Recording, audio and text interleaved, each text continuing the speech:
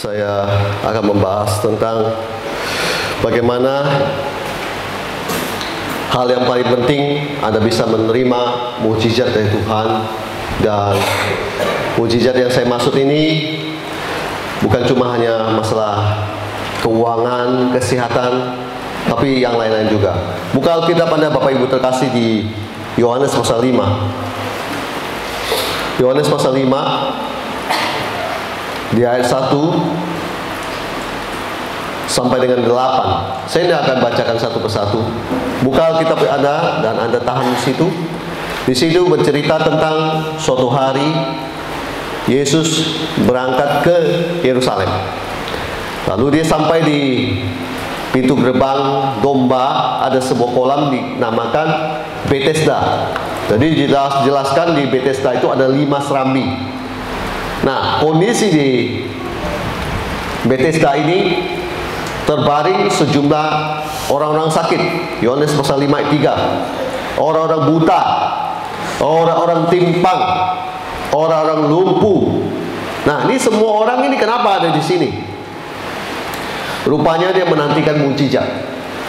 Nah, kitab di sini saya mencatat bahwa semuanya menantikan goncangan air kolam. Kenapa dia menantikan air goncangan kolam? Nah, pasal 5 ayat 4 sangat jelas menjelaskan kalau suatu waktu malaikat Tuhan turun ke kolam itu, dia goncangkan air di situ. Nah, syaratnya siapa yang terdahulu masuk ke dalamnya sesudah goncangan itu pasti sembuh. Oke, sampai di sini dulu.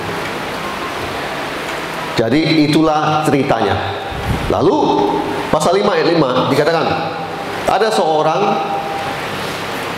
38 tahun sakit. Saya ulang, 38 tahun sakit. Wow, berarti lama sekali ini orang sakit. Dan orang ini ternyata bermasalah. Ya, bermasalah. Di sini kan dikatakan bahwa Yesus tanya dia, "Kamu mau sembuh nggak?" Ditujukan dia jawab, "Tidak ada orang menurunkan aku ke dalam kolam itu."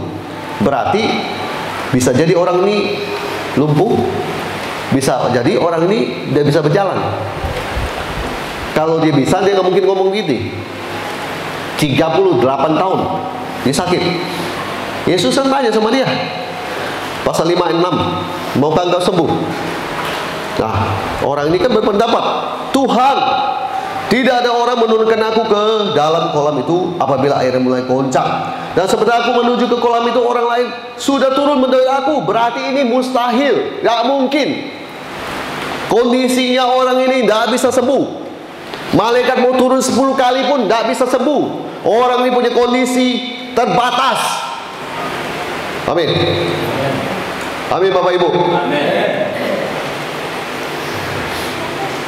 Saya mau kasih tahu Bapak Ibu terkasih, seringkali orang punya pemikiran seperti kayak orang ini. Dia mau dapat mukjizat, dia berpikir mukjizat itu ya Tuhan batasi kayak begini, maka dia bisa terima kalau malaikat itu turun goncangin air, terus dia pertama kali nyemplung itu yang sembuh. Itu membuat sebuah paradigma. Apa itu paradigma? Sebuah pola pikiran, pola berpikir. Contoh-contoh ya pola pikir ya Pak, Bu. Ada orang kalau datang ke depan, dia kan sakitnya di pinggang, kita tumpang tangan buat dia di kepala. Ada jemaat yang agak lucu-lucu dan aneh-aneh, diambil tangan pendetanya, dia pindahin ke belakangnya. Itu kan paradigma, pola pikir. Ada orang berpikir bahwa saya bisa sembuh nih kalau begini. Oh, kalau lewat tangan dokter dan sebagainya. Oh, kalau lewat ini dan sebagainya. Itu paradigma, pola pikir. Sebentar, saya mau kasih tahu Bapak Ibu terkasih ada 2 hal. Gini, Tuhan mau rombak pola pikirmu, ubah pola pikirmu sebelum dia sembuhkan Anda. Dan ngerti juga semua pada ngerokok semua. Saya masuk, kita loncat di Roma pasal 12 ayat 2. Bapak Ibu semua sudah tahu firman Tuhan ini, sering dibahas. Roma 12 ayat 2. Janganlah kamu menjadi serupa dengan dunia ini dengan baik, tetapi berubahlah oleh pembaruan budimu. Berubahlah oleh pembaruan budimu. Pikiran kita harus diubah. Pola pikir kita harus diubah. Kalau selama ini pola pikiran kita adalah pola pikiran dunia, kita harus ubah. Kita harus ubah, saya bilang. Kalau selama ini pola pikir Anda berpikir Tuhan bisa bekerja ketika jarum suntik sudah masuk ke tubuhmu, ini pola pikirmu harus diubah. Kalau pola pikirmu selama ini kamu berpikir kalau dokter sudah pegang kamu, udah bagaimana sebenarnya, di situ Tuhan bisa bekerja. Ya, pola pikirmu harus diubah. Ada orang bertahun-tahun dia sakit, dia datang ke depan, kita tumbang tangan, dah sembuh-sembuh. Banyak orang lain ini dia sembuh-sembuh. Sebenarnya pada saat yang terakhir ada satu hamba Tuhan tumpang tangan buat dia. Dia yang tadinya bermasalah, jalannya ini, ada sedikit perubahan yang Tuhan buat pada kakinya. Tetapi dia masih yakin bahwa dia sudah belasan tahun yang begini. Maka dia pulang. Tetap yang kondisi begini. Dia nggak berani berjalan dengan iman bahwa dia baik, dia sembuh. Pak, Bu, sembuh dengan cara medis. Anda pergi ke rumah sakit, Anda antri, Anda bayar, dan belum tentu juga sempurna. Saya tidak anti medis. Kadang-kala saya juga butuh medis. Saya butuh dicek badan saya ada apa dan sebagainya. Tetapi saya mau ngomong di sini begini, Pak, Bu. Belajar mengandalkan Tuhan dalam segala sesuatu. Yang ini amin, yang lain aman. Kalau Anda mau terima kesemua dari Tuhan, pertama-tama ubah pikiranmu, ubah cara pikirmu. Ketika kita dipegang oleh seorang hamba Tuhan, tapi pola pikiran kita masih berkata, setahu saya kalau kesembuhan yang penyakit begini harus minum obat ini, harus diinfus, harus di apa, harus di apa, harus di apa, nggak sembuh. Kamu maju ke depan, nggak sembuh. Yakin 100% saya jawab Anda tidak sembuh. Bapak Ibu terkasih, tahu nggak kenapa Bapak Ibu terkasih? Kalau orang-orang yang bodoh, pikirannya yang masa bodoh, dia maju ke depan cuma berdasarkan dia karena dia percaya. Kenapa orang itu bisa sembuh? Karena dia punya iman. Dia masa bodoh dari pikirannya. Jadi kalau orang mau dapat sesuatu dari Tuhan, mau menerima mujizat dari Tuhan, pertama-tama tadi saya sudah bilang, dia harus ubah pikirannya. Pikiran itu bisa diubah, Pak, Bu, tidak lain dengan firman. Saya kelilingi gereja-gereja Kalbar, saya menemukan banyak sekali jemaat, khususnya anak muda, malas sekali untuk baca Alkitab. Saya tidak tahu kenapa, apa yang terjadi dengan generasi zaman sekarang. Orang tua juga tidak mengharuskan anaknya baca Alkitab. Orang tua cuma mengajarkan anaknya apa? Ya, baik. Nah, sukses ya, cari banyak duit, berhasil bahagiakan orang tua. Kelihatannya rohani sekali, padahal tong kosong nyari bunyinya. Tahu, Bapak Ibu? Tahu tong kosong nyari bunyinya? Label Kristen, tetapi isinya nggak ada. Nggak tahu firman. Ketika kena masalah, hancur semua. Benarlah perkataan Alkitab, siapa yang punya fondasi, dia yang bertahan. Yang tidak punya fondasi, fondasinya dibangun di atas pasir, hancur, kandas semua. Amin. Saya melihat itu, Pak, Bu. Saya menjelajah, saya melihat orang-orang semua nggak suka baca Alkitab, anak muda nggak suka baca Alkitab, didikan orang tuanya juga salah. Jadi yang mendidiknya cuma bilang dia sukses, berhasil, dapat banyak duit, bahagiakan orang tua. Sepertinya itu sangat bagus sekali, membahagiakan orang tua. Saya pikir lebih baik kau mengajarkan anakmu takut akan Tuhan. Hah? Karena di dalam takut akan Tuhan, hormatilah ayahmu dan ibumu. Amin. Itu 10 perintah Allah. Amin. Termasuk membahagiakan orang tua. Amin. Ada di situ. Yang pertama, takut akan Tuhan. Kalau orang mau takut akan Tuhan, pastinya dia akan belajar firman Tuhan. Kenapa banyak orang pikirannya nggak bisa diubahkan? Mentok. Ada firman gimana Yesus utarakan bahwa menabur. Ada yang tumbuh di semak, ada yang tumbuh di tanah berbatu, ada yang gimana dan sebagainya. Saya sedang membayangkan orang datang ke gereja banyak macam. Ada yang seperti kayak itu. Yesus ngomong gitu. Waktu kita tabur, dia jatuh bukan di tanah yang subur. Dia jatuh di semak duri. Banyak kegelisahan, risau, takut, khawatir, himpit. Firman itu mati. Ada yang ditabur di tanah berbatu, susah bertumbuhnya. Kelihatannya bertumbuh, tetapi sesungguhnya tumbuhnya cuma sesaat saja. Saya punya banyak pengalaman dan melihat tanaman yang saya tanam di batu. Saya lihat dia pertama awal kelihatan tumbuh, terakhir kena matahari panas mati. Sama. Nah, heran kau kekristenan nggak tahan lama. Pak Bu, Tuhan Yesus mau kita ubah pikiran kita dulu sebelum kamu terima sesuatu dari Tuhan. Ubah pikiranmu dulu. Dengan cara apa? Firman. Hanya firman berkuasa. Doa tidak bisa. Dari mimbar ini saya bilang, doa nggak bisa. Firman yang bisa mengubahkan pikiranmu. Bapak yakin banget, saya ini bertahun-tahun hampir jadi gila. Bapak ibu lihat yang tadi satu ibu-ibu itu, bapak pikir itu orang siapa?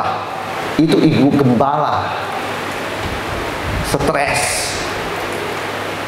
Masuk rumah sakit jiwa ya bro. Hambanya yang memfollow up bagaimana kita alkohol, Tuhan sembuhkan dia. Hanya firman yang bisa mengubahkan pikiran orang. Kenapa saya bisa tahu? Kenapa saya bisa berani ngomong? Doa tidak bisa mengubahkan. Iya, memang iya. Firman yang bisa mengubahkan. Firman punya kuasa. Karena itu suara Tuhan. Amin. Kenapa bisa mengubahkan? Kenapa punya kuasa? Karena itu suara Tuhan. Ketika suara Tuhan disampaikan, ini pasti berubah. Pikiran negatif, pikiran porno. Saya kemarin pelayanan di sehari yang lalu kalau salah ya, di rumah sakit, di Rutan Ngabang 2B. Ya ampun, Tuhan tiba-tiba ngomong sama saya, di sini siapa yang pikiran porno, maju ke depan. Pertama nggak ada yang maju. Terakhir maju, banyak sekali yang pikiran porno. Bapak Ibu tertawa. Saya mau kasih tahu, itu ada di jemaat, di mana saya pelayanan pun itu ada kasus-kasus begitu. Cuma mereka malu, mereka sembunyikan. Mereka setiap kali putar video porno, kemudian niru video porno itu. Bapak Ibu pikir itu bagus, itu merusak pikiran Anda. Mari kita kembali ke jalan Tuhan. Kamu mau pakai jalan nafsu begitu, kamu sesat, kamu akan jadi liar. Tahu liar? Liar sembarangan, nabrak. Tuhan pesankan kepada kita malam ini, kamu mau terima sesuatu dari Tuhan, bereskan dulu ini pikiranmu. Kalau pikiranmu gak dipenuhi dengan firman, ketika firman ditabur, susah kau terima. Susah. Kalau saya bilang, kamu sembuh oleh biru-biru dari Yesus, Bapak Ibu lihat saya sambil ngomong, kenapa? Pikirannya belum diubahkan. Jadi, saya pelajari dalam hidup saya. Saya boleh tumpang tangan, saya boleh lakukan doa apapun dan sebagainya. Dari saya powerful. Dengar baik, dari saya sudah powerful dan penuh iman mendoakan Anda. Tetapi kalau orang tersebut di alam rohnya, di pikirannya masih belum terbuka, susah itu mujizat bekerja dalam hidup dia. Saya lihat orang-orang, kenapa pikirkan baik-baik jemaat di tempat ini? Kenapa Yesus selalu mengajar dulu, baru dia atakol? Ayo, kenapa? Dia ubah masyarakat dengan firman. Sebelum dia masuk atraksi kuasa Allah. Amin. Pikirkan baik-baik omongan saya. Kalau nggak percaya, buka kitab lu nanti di rumah, Injil Matius sampai dengan Yohanes, baca apa Yesus lakukan. Yesus selalu mengajar. Habis itu alkohol, sembuhkan ini, sembuhkan ini, sembuhkan ini. Dia mau yang mendahului adalah firman. Pak, Bu, kalau dokter nggak bilang kanker berbahaya, tentunya Anda nggak akan takut dengan kanker. Dan Anda akan biarkan kanker itu tumbuh di dalam tubuh Anda. Kalau firman tidak mengubahkan pikiran Anda, mana Anda akan tahu tentang bahaya akan dosa. Amin. Amin. Kalau firman tidak berkata oleh bilu-bilunya kamu bisa sembuh, bagaimana kamu bisa tahu dan yakin dan percaya bahwa firman itu berkuasa? Bahwa Yesus bisa mengubahkan hidup Anda dan membuat mujizat dalam hidup Anda. Pak, Bu, justru kita manusia. Pertama-tama saya tadi ulang lagi, kalau Anda mau terima mujizat kekayaan, mujizat keberhasilan, Yesus pertama mau sentuh adalah pikiranmu. Kau ubah pikiranmu. Ketika kau ubah pikiranmu, baru kamu siap terima sesuatu dari Tuhan. Ada banyak orang di mulutnya dia bilang dia mau terima sesuatu dari Tuhan, tetapi maaf, belum nyampai di pikirannya. Maaf, nggak akan dapat itu. Nggak akan dapat, saya bilang. Tapi kalau udah dapat begini, sudah saya ngomong, ubahkan pikiran dan sebenarnya nanti alkohol sudah terbuka semua, baru kamu akan lihat mujizat bekerja. Kemarin awal-awal saya datang ke Kalbar, tanggal muda, saya pergi ke Minso, Sanggauledo, masuk ke dalam. Ada seorang ibu, orang Batak, ada sakit kanker tiroid atau tiroid apalah itu di lehernya, kelenjar. Itu kadang bisa berbahaya, ada yang juga aman. Tetapi itu saya golongkan penyakit tiroid itu sejenis kanker dan berbahaya. Saya pernah ada lihat orang di Sidas, dibawa ke rumah sakit di Jakarta, mati gara-gara itu. Dan saya melihat itu ganas gitu. Dia maju ke depan, setelah dia dengar firman Tuhan. Setelah dia dengar firman Tuhan, baru saya beratraksi. Saya beratraksi dengan kuasa Tuhan, mau hidup dia. Cuma tengking-tengking begitu. Semua dari Tuhan. Dan dia yang sembuhkan. Kemudian, kami kan gak mau tahu lagi urusan itu. Kami sudah sibuk dengan pelayanan yang lain, pelayanan lain. Singkat cerita, orang ini bersaksi bahwa dia sembuh. Terus saya mau bilang, terlalu banyak mujizat saya lihat di Kalbar. Itu yang masuk ke video. Itu masih belum semua saya syuting semua. Itu semua orang itu ada di Kalbar, dari ujung sampai ke ujung. Ya, saya mau kasih tahu Bapak Ibu terkasih, dari ujung sampai ke ujung. Semua mereka sudah melihat bagaimana Tuhan berkuasa. Makanya kalau saya khotbah tentang hal-hal mujizat begitu, bagi saya tidak ada beban. Kenapa? Mata saya sudah belasan tahun sudah melihat itu, dan saya tetap percaya diri bahwa Yesus bisa melakukannya. Kalau Bapak Ibu bilang saya didoakan gak sembuh, itu urusan Anda. Buat saya, kuasa Tuhan gak terbatas kok. Yang bermasalah kadang manusianya. Bagaimana pikirannya belum terbuka ketika kita lepaskan kuasa dari Tuhan dalam hidup dia. Dia bisa terima itu, dan dia gak sembuh. Dan dia kemudian menyalahkan pendeta yang mendoakan itu. Salah. Pak, Bu, saya mau ngomong gini. Yang haus dan rindu dia lawat oleh Tuhan, dan terkecuali dia harus ke sini mendengar firman. Saya tidak akan datang ke rumah-rumah untuk mendoakan orang. Sebab saya tadi masuk saja sudah basah semua. Sepatu saya jadi korban. Ini sebenarnya bukan sepatu saya. Ini bukan kaos kaki saya juga. Ini kaos kaki dan sepatu pinjam. Ya. Ini hambanya yang pakai baju biru itu, murah hati dia. Pakai aja Pak, pakai aja. Padahal pemiliknya yang di sebelahnya itu Pemiliknya belum tentu mau kasih, dia bilang, pakai aja Pak, pakai aja Pak. Saya sudah habis-habisan masuk ke sini, Anda minta saya ke rumah, kebangetan. Saya nggak mau. Yang butuh siapa? Kamu yang butuh. Kamu butuh, kalau perlu kamu merangkak sekalipun, datang dan dengar firman Tuhan dulu. Amin. Datang dan dengar firman Tuhan dulu. Kau cuma langsung tempel begitu, kau mengharapkan sesuatu begitu, nggak ada. Nggak ada. Cara mainnya bukan begitu Pak Bu. Cara mainnya sesuatu Alkitab adalah kamu dengar firman Tuhan dulu. Firman Tuhan ubahkan kamu pikiran dulu, supaya kamu yang tadi tidak percaya, Tuhan ubahkan jadi percaya dulu. Amen. Kalau enggak, gimana kamu bisa terima kesembuhan? Sudah belasan tahun, 38 tahun, nggak pernah dia kesembuhan. Tuhan mau ubahkan dia dulu. Makanya Tuhan tanya, maukah kamu sembuh? Dia bilang, ya kebiasaan begini Tuhan, kebiasaan malaikat turun dulu. Itu kan menurut kamu. Kalau yang bicara ini Yesus datang, dia mau ubahkan paradigma kamu. Selama ini memang benar, malaikat harus turun dulu ke situ, goncang-goncangkan, kamu cemplung, kamu sembuh. Tapi sekarang aku datang, aku manifestasikan kuasaku buat kamu lihat. Mau nggak perlu begitu. Yesus tanya, maukah kau sembuh? Tuhan, tidak ada orang menungganku ke dalam kolam itu apabila akhirnya mulai goncang. Dan sebenarnya aku menuju ke kolam itu, orang lain sudah turun mendoai aku. Makanya dia perlu firman. Makanya dia perlu firman.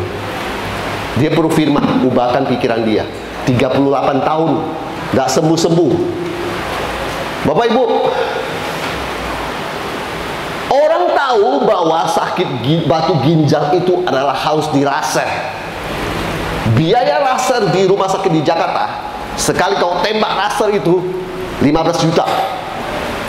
Itu rumah sakit swasta. Dan memang bisa batu ginjal itu hancur tembak dengan laser. 15 juta kau harus punya uang itu. Ada satu orang PNS di Sumba, NTT, ketemu dengan saya. Saya pegang aja. Kalau saya pegang 2-3 hari, dia ke belakang, dikencing, batu ginjalnya keluar lewat alat kelaminnya, kebuang, keluar lewat kencing, keluar. Bagaimana Anda bisa berpikir bahwa kalau mau batu ginjal sembuh, itu batu ginjal harus dikeluarkan dengan cara dilaser? Sedangkan kalau Tuhan mau bekerja, dia bisa lenyapkan dan bikin hilang sama sekali. Paham Bapak? Itulah makanya manusia punya pikiran tuh nggak nyampai. Untuk bisa nyampai harus diubahkan dengan firman. Maka tadi saya kan bilang, ubahkan pikiranmu, ubahkan pikiranmu. Oke, yang kedua, Bapak Ibu tahu nggak? Yang hal kedua, lah kalah penting. Tadi tentang merubah pola pikirmu, merubah pikiranmu. Hal yang kedua adalah mengubah hatimu.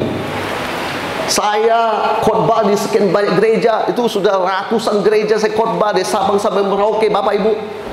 Saya bukan hanya cuma main di Kalbar, di Kalteng, dimanapun saya ada. Di Manado kemarin terakhir saya pergi ke Sorong, Papua. Saya mau kasih tahu hal yang sangat utama selain pikiran harus diubahkan adalah merubah hatimu. Begitu banyak kali firman yang bagus, firman yang luar biasa disebarkan, ditabur dan lain sebagainya, tetapi kena orang yang keras hati, mati itu firman. Makanya yang merokok tetap merokok, yang minum tetap minum, yang judi tetap judi, yang kawin cerai tetap kawin cerai, tidak pernah berubah. Kenapa? Keraskan hati, tidak mau berubah. Susah kau terima mujizat dari Tuhan. Yesus saja masa bodoh, dia orang begitu. Bapak Ibu, saya juga masa bodoh. Saya ikut Yesus. Kalau Yesus bersikap bagaimana, saya ikut Yesus. Kalau Yesus bersikap bagaimana, saya ikut Yesus. Orang yang keraskan hati tidak bisa melihat mujizat Tuhan.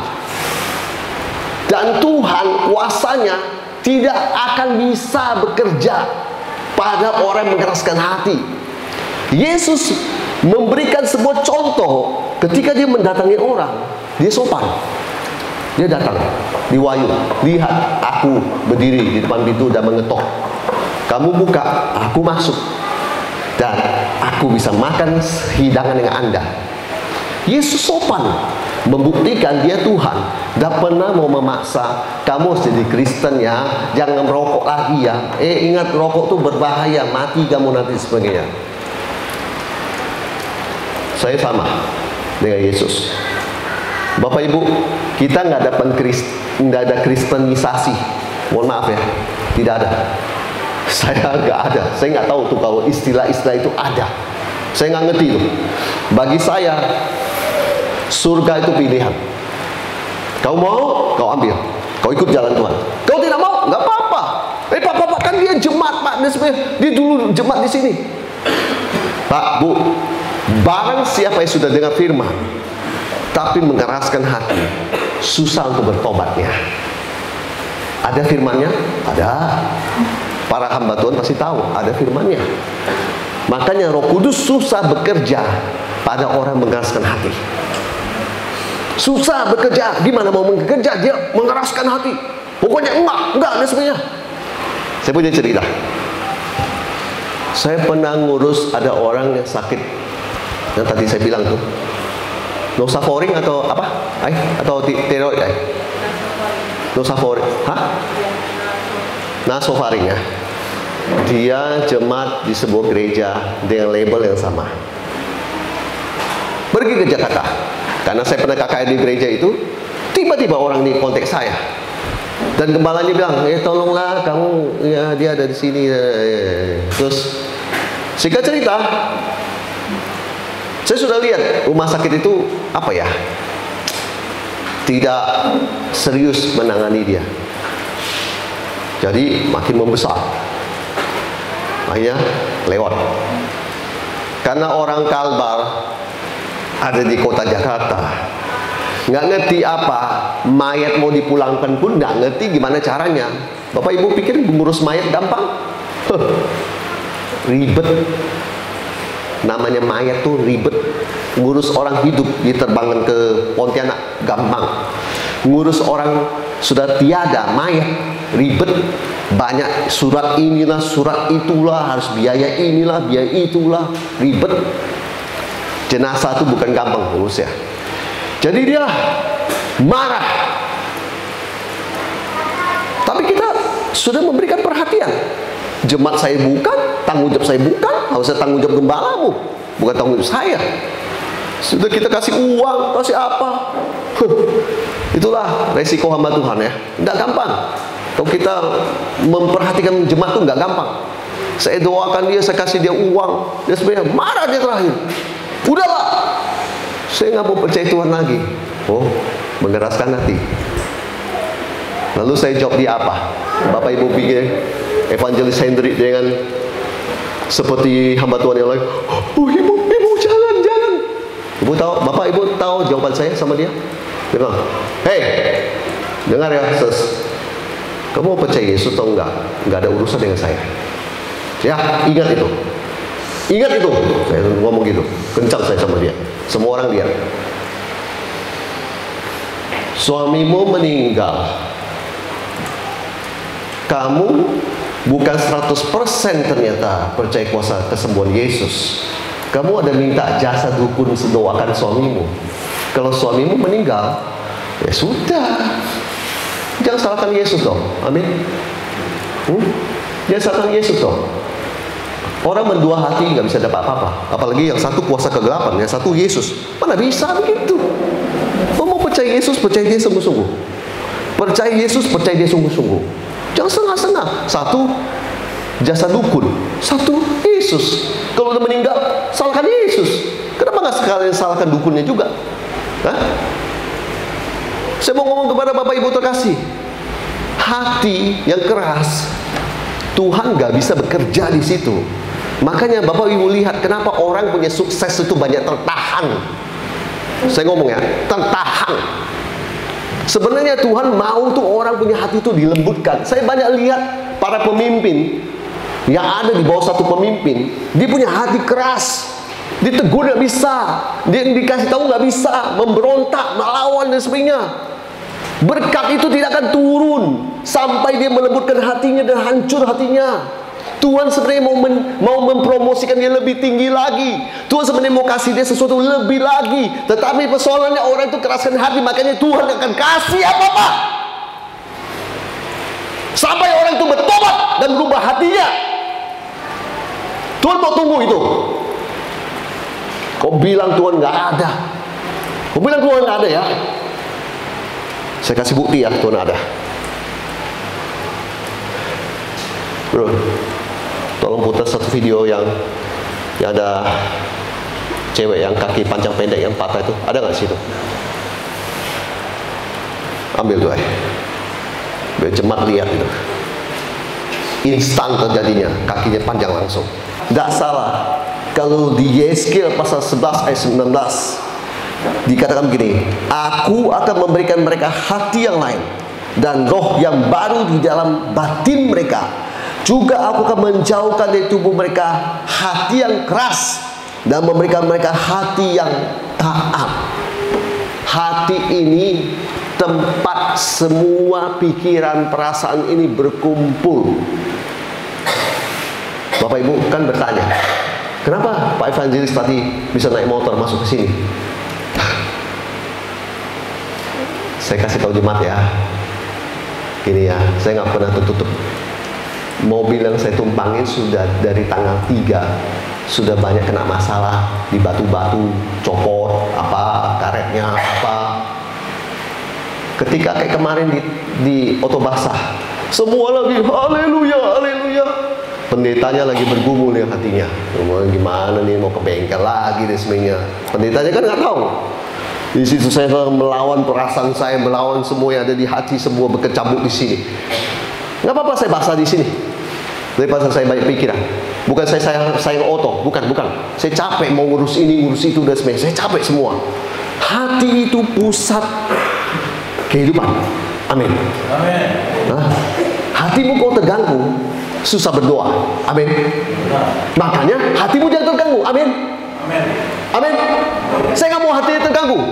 Saya senang mau KKR ini. Saya senang mau menanti kuasa Tuhan dilepaskan pada orang percaya. Saya nggak mau terganggu. Lebih baik saya begini. Bapak Ibu kan berpikir, cuma itu medannya cuma begini. Saya tadi udah lihat medannya ada 1-2 titik yang agak susah. Selanjutnya oke. Tapi saya lebih baik fokus saya ini tidak berubah. Fokus saya tetap bisa konsentrasi sampaikan firman. Sebab sudah berhari-hari yang lalu dari tanggal 3 itu udah banyak terjadi ini, terjadi ini, terjadi ini. Hati saya udah capek lah, terjadi ini itu lagi. Aduh, nggak mau lah. Tapi saya punya komitmen satu, Tuhan, saya tetap mau masuk ke sini, gimana pun caranya. Sampai saya di sini. Makanya saya bilang kalau jemaat Anda tidak mau datang, ya itu urusan Anda. Setelah kita pergi, ya sudah. Ada orang berpikir setelah apa ya, gini loh, kita memberikan altar call, dia malu untuk maju ke depan. Dia berpikir setelah selesai, pendetanya itu bisa didekatin. Dia bilang, Pak, tolong Pak, tolong Pak. Kenapa? Saya sakit Pak, saya butuh didoakan. Lalu pendetanya jawab, maaf ya, saya nggak bisa mendoakan Anda. Sombong. Sebentar, saya mau jawab Anda.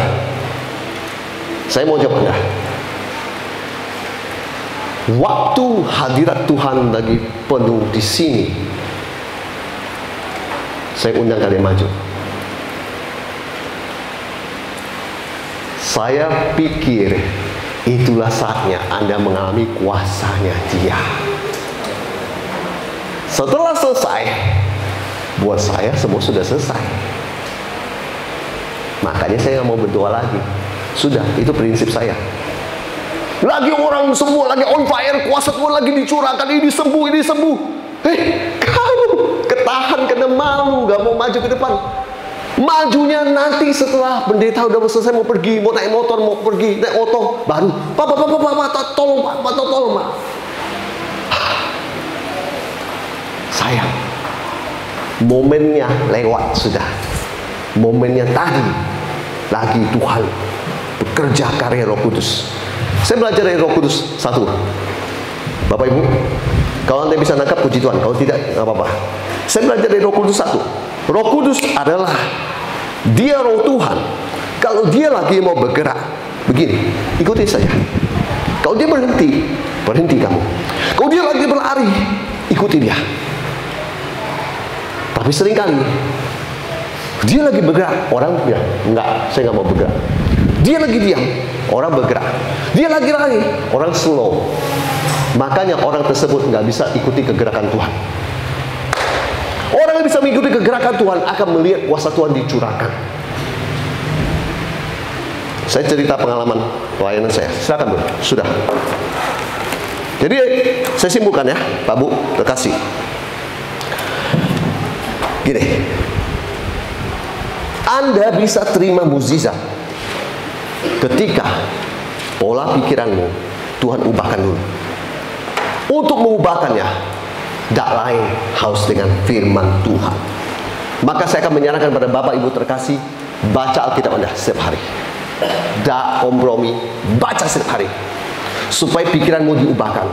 Kalau 40 tahun kamu diikat dengan urusan dunia, urusan soal dunia, urusan kegagalan, urusan kamu sakit gak sembuh, seperti orang yang di kolam Bethesda ini 38 tahun sudah menyaksikan dirinya lumpuh, tak berdaya, cuma percaya kalau malaikat turun sebelum selesai. Paradigma itu harus diubah. Satu. Dua, kamu bisa terima mujizat kalau kamu ubah hatimu dulu. Pak, Bu, bayangkan kamu ada tanah keras kayak di lahan sawit, keras, penuh dengan batu, susah dibajak. Firman Tuhan pastinya tidak akan mendapat tempat di hatimu. Tapi kalau kamu adalah tanah yang gembur, cangkul dari Tuhan masuk, pas, gampang sekali dibaca oleh Tuhan. Nah, yang ini Tuhan bilang, bagus. Aku suka yang begini. Ketika firman ditaburkan, mau firman keras, firman lembut, kau bisa terima. Kalau orang yang gak bisa terima firman keras adalah orang sensitif dan orang yang imannya tidak dewasa. Makanya ketika cangkul masuk, pang, cangkulnya patah. Cangkul masuk lagi, pang, patah lagi. Tuhan bilang, yang kayak gini susah diubahkan. Salah.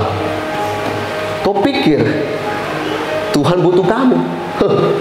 Tunggu dulu. Kalau kamu udah di ICU, kamu akan tahu. Aku butuh Tuhan, tolong Tuhan. Buktikan perkataan saya. Saya bukan ngomong sombong. Kita yang butuh Tuhan. Amin. Kita yang butuh Tuhan. Amin. Kita yang butuh Tuhan. Amin. Sangat butuh Tuhan. Malam ini Anda sudah dengar firman Tuhan. Bagaimana cara Anda menerima mujizat dari Tuhan? Pertama, ubahkan paradigmamu, ubahkan pola pikiranmu, ubahkan pikiranmu. Kedua, ubahkan hatimu yang keras. Sampai ini mungkin ada orang yang selalu berdoa supaya Tuhan mengubahkan ekonomimu, tetapi tidak kunjung dapat. Ekonomi itu tidak pernah berubah dan tetap sama. Bukan pas-pasan, malah kurang. Ternyata Tuhan bilang, aku gak bisa bekerja buat kamu. Kenapa? Karena hatimu masih keras. Kau lembutkan dulu hatimu. Kau lembutkan dulu hatimu. Tuhan gak bekerja. Tenang, Tuhan gak bekerja. Tenang, Tuhan Yesus akan bekerja.